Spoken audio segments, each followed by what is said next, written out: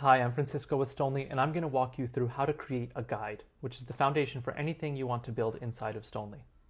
A guide is the powerful adaptive content that we enable you to put everywhere. So when you begin, this is where you start.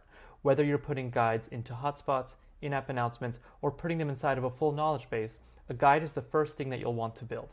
So let's begin. First, make sure that you're logged into Stonely. Click on the Guides tab and add a new guide from here. Before I do that, you'll see that we have templates, which are pre-populated guides that provide you a pre-made structure or a logic tree depending on your goals.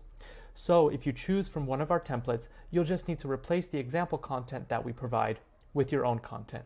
But for this tutorial, I'm going to build a new guide from scratch, which I'm going to name Getting Started with Guides. Adding a new guide opens the guide editor view, and here's a brief overview of it. Guides are made up of steps, and here on the left are where the steps of your guide will appear in order as you create them. Here in the middle is where you add and edit the content of the current step that you're on, and where you're going to be doing all of your content building. On the right, you'll see an instant preview of that content so that you can see what it looks like for your customers as you build it. So now I'm going to start building the guide. The title of the guide is already here at the top, and here in the middle at the top is where you give a title to the first step in this guide, which I'm going to call Creating Your First Step. Below that is where you add content. Here, you can do all of the normal text formatting things that you're used to, like adding bullets and rich text or including links. And you can see it's all showing up here in the preview on the right. In addition to the text formatting options, some options that are unique to Stonely are these three on the right. You can add input fields to your step to collect information from your customers or give them choices from a drop-down. You can also add tips or warnings to call out any important information in the step. Tips will have a blue background and warnings will have red. Below the content block is where you add media. Making guides engaging with media is one of the key benefits of Stonely, allowing people to engage with the content rather than skipping it or contacting support. You can customize guides to your brand by adding your own images or GIFs, but we also offer a whole library of icons that help you make visually engaging guides with no extra work. Now, many Stonely users create guides that help their customers navigate their interface. So for example, they'll screenshot images like this one right here and drag it into the media section, which automatically opens up the media editor. The media editor gives you tools to draw attention to different parts of your image.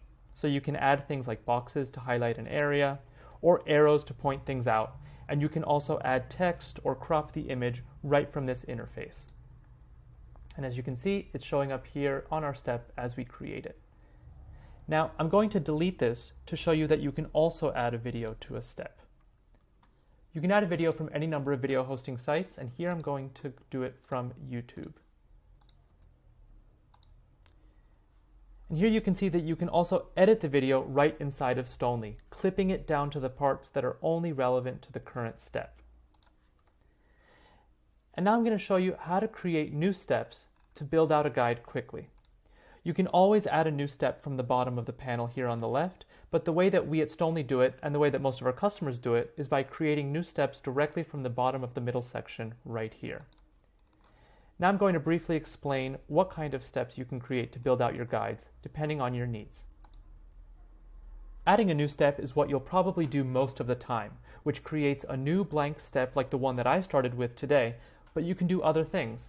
For example, you can choose an existing step, which helps you circle back to a path.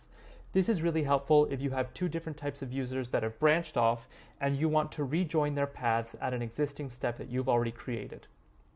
You can also embed another guide.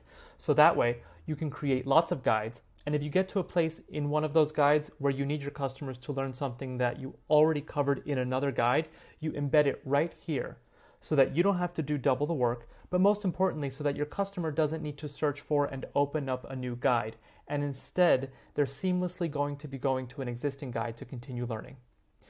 You can also add external links. This is really helpful if you want to use Stonely to point customers or employees to the right resources, even if those resources are not in Stonely. So things like company wikis, Google Docs, blog posts, etc.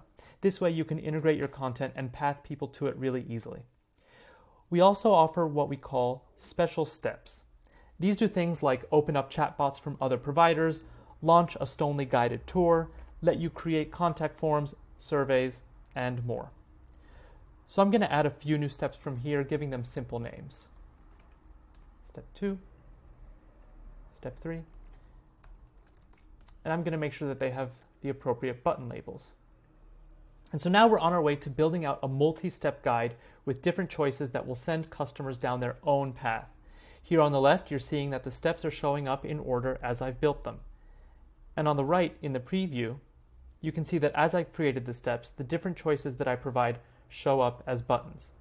You can also make step choices appear as radio buttons, a drop-down, or tiles. Now I'm going to show you something that our customers love, and that's how to change the way that you visualize your steps as you build them. Right now on the left, they're showing up as a bulleted list, which we call the tree view. And from the Change Layout button up here, I'm going to switch that to the flowchart view, which is another way to visualize your guide that a lot of our customers find helpful. Here on the left, you can see that this is what we've made, but in a flowchart format. We've started to make the guide's logic tree, and we can continue building it out from here, adding steps directly from this view, which I'm going to do right now. Step 4. So now that we've built out a basic guide, I'm going to go ahead and publish it. I don't want everyone to be able to view it yet, so now that I've published it, I'm going to change the viewing rights here inside of the guide settings. Here on Advanced Rights, just make sure to edit those, and edit everyone to make sure that there's no access here. Once the guide is built to my liking, I'll just go back to these settings to grant everyone full access again. Now once a guide is published, it will have its own unique URL so that you can share it. You can always see the URL by clicking on the Share button here, or by previewing it from the preview icon and choosing View Guide. This will open it up in a new tab.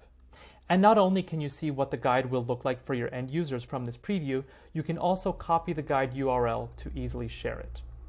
That's it for now. Please visit the Stonely Knowledge Base to learn more about getting the most out of your interactive guides. Thank you very much.